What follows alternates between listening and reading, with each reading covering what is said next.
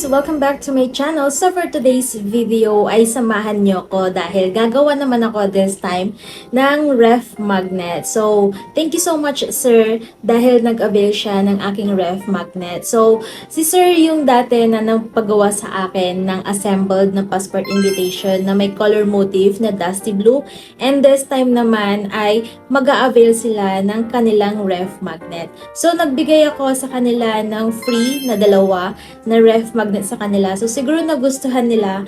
Kaya ngayon ay magpapagawa sila sa akin ng ref magnet. Samahan niyo ako sa gagawin kong ref magnet ngayon. And sobra ako nagpapasalamat kay sir kasi first time ko na gumawa ng maramihan na ref magnet. So ang order pala ni sir is 100 pieces. Yes, 100 na souvenir or ref magnet po ang gagawin ko. So, thank you so much, sir. Dahil sila, or si sir yung pinakaunang-unang gagawan ko ng maraming ref magnet. So, meron na sana akong gagawa ng ref magnet before, pero hindi natuloy dahil, nag-out of town ako nung time na yon and hindi ako naging available. So, parang nakapagbigay lang ako sa kanila ng sample. So, ayun, ngayon naman ay gagawa ako ng 100 pieces na ref magnet. So, I am very happy. So, ngayon ay papakita ko sa inyo yung paggawa ko ng ref magnet dahil naman nagiging transparent ako sa inyo pagdating sa mga ginagawa kong invitations or sa mga layouts. As in, lahat ay papakita ko sa inyo. So, of course, ngayon naman ay papakita ko sa inyo yung process ko nitong ref magnet. So, meron na akong mga materials dito. So, ito din yung gagamitin ko. Ayan. Ito yung gagamitin ko na ref magnet. So, sheet siya and then ika-cutting na lang siya. And yung kinuha ko pala na ref magnet ay meron na siyang tape para sure na didikit talaga yung gagamitin ko na layout or yung design doon sa magnet. And of course, yung pagpiprintan ko din is sticker para sure talaga na didikit talaga sila. Kung sakali man na hindi nyo pa alam, ay nag-offer din ako ng ref magnet. And meron akong konting sample lang dito, as in sobrang konti lang.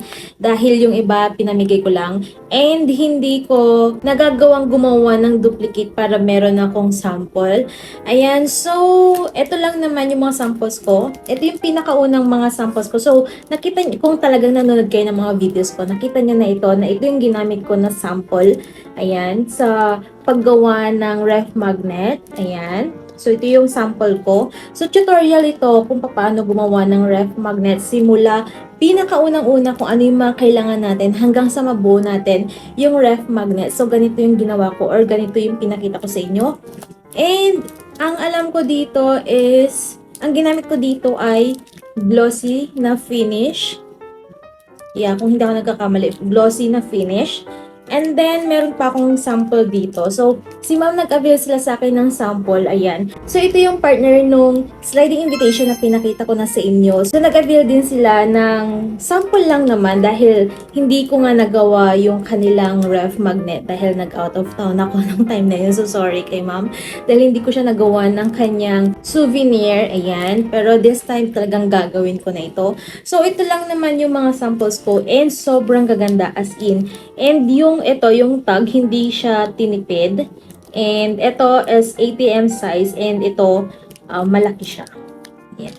So, ito yung mga samples ko. So, papakita ko sa inyo yung buong process ko kung paano ko gagawin itong ref magnet na in-avail ni sir. So, again, thank you so much. So, ayan, papakita ko naman sa inyo. Pero before ko ipakita sa inyo yung layouts na ginawa ko, ay meron pala akong naka-ready dito ng mga ink.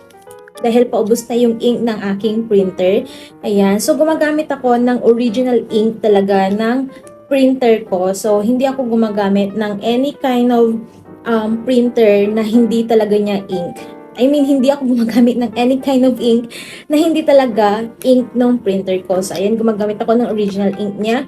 And, i-refill ko na yung, lalagyan ko na siya kasi paubos na. Lalo itong tatlo. Ayan, dahil kaka-refill ko lang ng black. So, ayan, ipapakita ko muna sa inyo yung layout na ginawa ko. Dahil si sir yung pinakaunang-una na igagawan ko ng madaming ref magnet souvenir At 3 yung pictures na binigay nila sa akin para doon sa passport invitation. Kaya ginawan ko din sila ng 3 layout para sa ref magnet. And sabi naman nila is gagamitin na lang daw lahat yon. So 3 layout yung gagawin ko or yung ipiprint ko. Pero of course pare-pareho lang naman na ref magnet yan. So ayun, gumawa ko ng 3 style ng layout para sa ref magnet. So ito yung pinakaunang-una. Ayan. Ito yung ganyan yung style ng layout. And then, pangalawa naman is ganito naman yung style niya. And ito yung pangatlo. Tapos, ito naman yung tag na gagamitin ko. So, ayan. Ito yung mga gagamitin ko para dito sa ref magnet. So, tara samahan nyo ako sa process nitong aking ref magnet na in-avail ni client.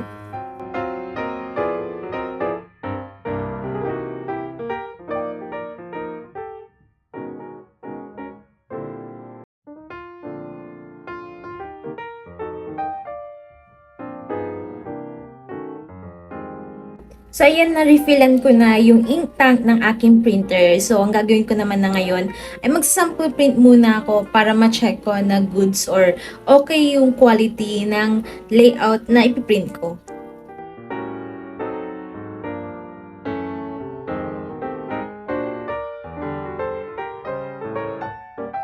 So, ayan, nagpiprint na ako and ito yung layout na piniprint ko. Ayan, so ito yung sample layout na piniprint ko. And ito na siya. Ayan. So, gusto ko munang i-check kung maganda nga ba yung quality ng pagkaka-print ko. Ayan. So, sa sticker paper ko pala piniprint yung layout para sure talaga na didikit siya doon sa ref magnet natin kahit meron na siyang double-sided tape. So, while printing pa yung sample layout na ito, yung piniprint ko, ayan, parang goods naman siya. And ipapakita ko sa inyo or sinabi ko doon sa client ko kung ano nga ba yung finish or yung texture na gusto niya, if gusto ba niya ng glitters or glossy matte, canvas matte, 3D or kung ano man yung mga top na pwede nating ilagay. And sabi nila is bahala na daw ako kung ano daw yung maganda. So, natry kong pumili dito sa 4 na napili ko. So, madami akong klase ng photo top na meron ako dito na available. Pero, pinagpipilian ko ito, glitter. Sigurado ako na hindi ito matatanggal yung glitter. Hindi pa yung printer. So, sure ako na hindi ito matatanggal yung glitter at gagamitin ko ito. And itong canvas matte, pinag-iisipan ko siya kasi iba yung kanyang texture. And then, itong matte naman is pinag-iisipan ko din. Pero sure ako na magagamit ko yung glossy. So, pinaka-sure ko talaga is glitters and yung glossy. So, ayun, i-check ko pa if magagamit ko tong dalawa. Pero, kung goods naman silang lahat, ayan, 4 na klase ng photo top ang gagamitin ko. So, yan, tapos na yung sample print ko and ito na siya. Yan, ang ganda, diba? Wow! Ayan, so since nakita ko na goods naman yung yung sample print, ipiprint ko na din yung iba kong layout. Hi guys! So ngayon, while printing pa, dahil hindi pa ako tapos na mag-print, pero may mga na-print na ako, so ito na sila, ayan. May mga ilan na din ako na na-print, and nag-sample print na din ako nung para sa tag. So, ang gagawin ko naman ngayon ay lalagyan ko na ng Photoshop yung aking layout na pinrint. So, ang gagamitin ko is 2 lang na Photoshop. So, I decided na 2 lang para hindi tayo masyadong maguluhan kung ano nga ba yung mga kailangan nating lagyan and kung paano natin hahatiin. So, ang napili ko ay yung glitter and yung glossy. Ayan. So, 2 lang yung gagamitin ko. So, parang hahatiin ko yung paglagay ko, basta lahat lalagyan ko and parang i-equal ko na lang siya. So, ayan, lalagyan ko lang muna ito ng Photoshop. And then, kapag nalagyan ko na ito, saka ko naman ilalaminate para dikit na dikit talaga yung Photoshop na ilalagay ko.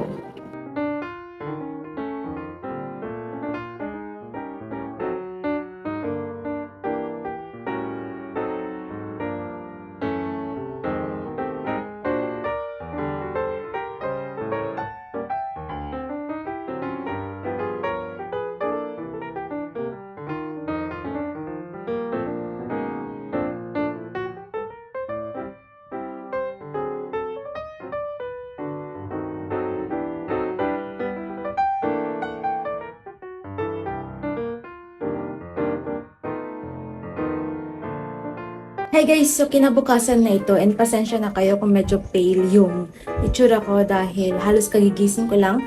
So, eto na yung gagawin ko. Magka-cutting na ako nitong tag na ilalagay ko. And ayan, meron na akong na-sample na cut dito. Ayan. And then, natapos ko na palang lagyan ng Phototop yung pinaka-main layout para sa ref magnet. Ayan. Pero hindi ko pa nailalagay sa magnet talaga siya. So, ang gagawin ko muna ngayon is magka-cutting ako. So, ito na muna yung ika-cut ko.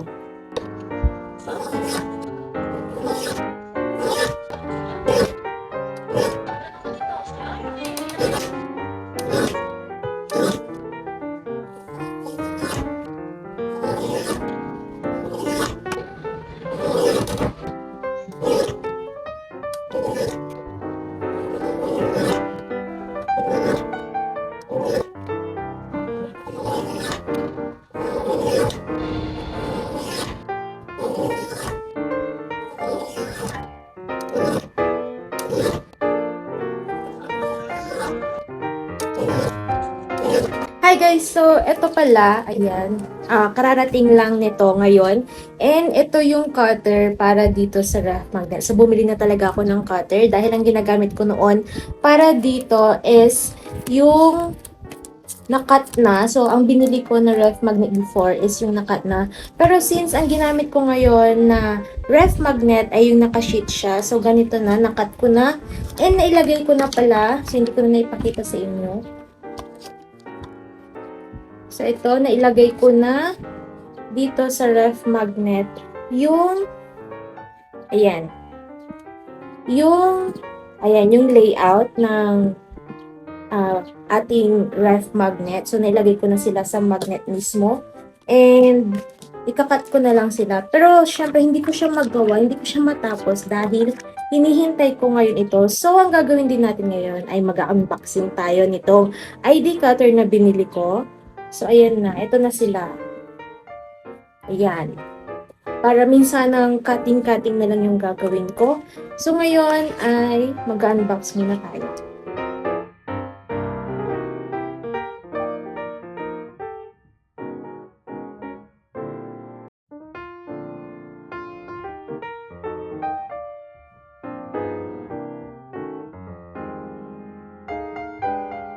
Ayan, so na-assemble ko na and ganito lang siya kadaling i-assemble.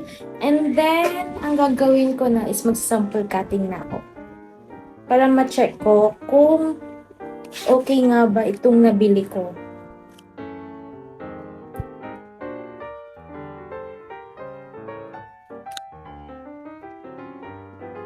Ayan, so mag-sample cutting na.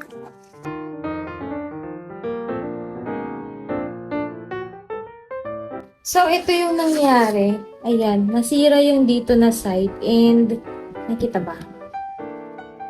Ayan, nasira yung dito na side and then, eto, hindi siya masyadong malinis. Ayan, makikita nyo meron siyang ganyan, no? Ayan. Ayan, so ganyan yung cutting niya.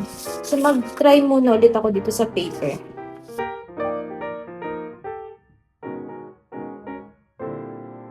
Ayan, so base dito sa ginagawa kong sample, medyo madumi pa siya. And medyo hirap pa siyang gamitin. Or siguro dahil naninibago lang ako na gamitin to. Dahil ngayon lang naman ako gagamit ng ganito. So, konting linis pa siguro ang gagawin. Dahil tingnan nyo, ayan, ganyan siya kadumi. Ayan, so yung pangalawa parang goods na siya. Ayan. Siguro dahil dun sa una, kulang ako ng pwersa, parang natikasan ako. Pero yung dun sa pangalawa is talagang nilakasan ko yung pwersa niya and parang goods na siya. Kaya yan, magkakating na ako.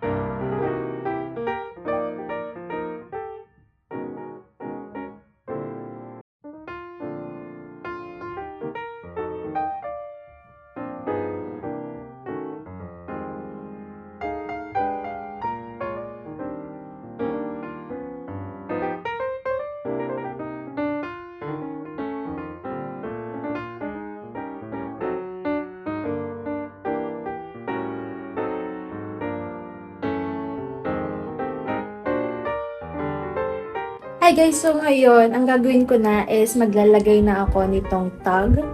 So, ito na lahat na lagyan ko na ng plastic and na-close ko na. Tapos, ito naman yung may iwan sa akin na sample. Ayan, dahil parang medyo reject siya. Tingnan niya, meron siyang ibang kulay dyan. So, ito may iwan to sa akin as sample. Ayan, ganyan siya. So, ang gagawin ko ngayon is maglalagay na lang ako ng tag.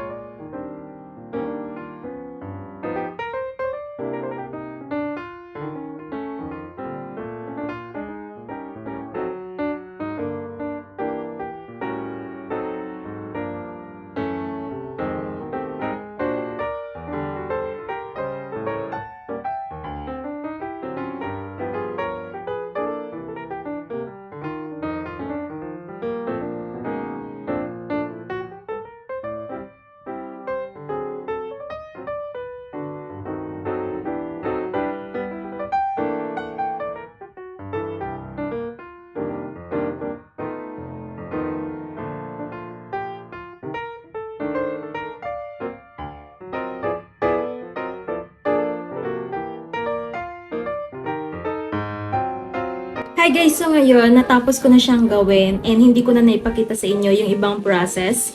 So, pasensya na kayo kung medyo maingay yung aking background. So, ayan, natapos ko na siya and nailagay ko na siya dito sa box dahil naghanap ako ng box na kakasya siya. And ito na yung kanyang itsura. Ayan. So, 100 pieces lahat to. Ayan, individual wrap ko na din siya. I mean, Parang pack ko na siya. Ayan. So, parang ito, 17 pieces to. Ayan. So, yung mga nasa taas, yun yung mga glossy effect. And then, yung mga nasa baba naman, yun yung mga may glitter effect. Ayan. So, 100 pieces lahat to. And, meron na din akong pin-repair na ganito pang close dito sa box niya. Dito. So, dito ko siya nilalagay. Ayan. So, natapos ko na siyang gawin and hindi ko siguro na ipakita sa inyo yung buong process ko. Pero, at least nakita ninyo kung paano ko siya ginawa. And gusto ko mag-thank you kay sir dahil nagtiwala siya sa akin ulit. At sa akin sila ulit nagpagawa sila sa akin this time ng kanilang ref magnet souvenir. So, thank you so much. So, sila yung dating nagpagawa sa akin ng passport invitation na may color motif na dusty blue. And, ayun, thank you so much. So, kung gusto din ninyo na magpagawa ng ref magnet souvenir, pwede ninyo akong i-message sa aking email or sa aking Facebook page na Inspired by Cassie. So, doon natin pwedeng pag-usapan kung anong motive and of course yung price na sobrang mura ko lang siyang binibigay. So, mura ko lang talaga itong binigay kaya nag-avail si sir ng 100 pieces na ref magnet souvenir. Pero of course, pwede kayong mag-avail sa akin kahit na ilang piraso. Basta hindi siya bababa ng 10 pieces dahil of course, hindi naman po pwede yun dahil maaksaya na yung ibang materials na gagamitin. So, ayan, kung gusto din ninyo na mag-avail nito, i-message nyo lang ako. So, hindi lang ref magnet yung ino-offer ko dahil nag-offer din ako ng printed na passport invitation and yung assembled na sliding invitation. So, ayan. Ayan, so kung gusto din niyo ng ganito, i-message nyo lang ako. And sana nagustuhan ninyo yung motif natin today or yung video natin today.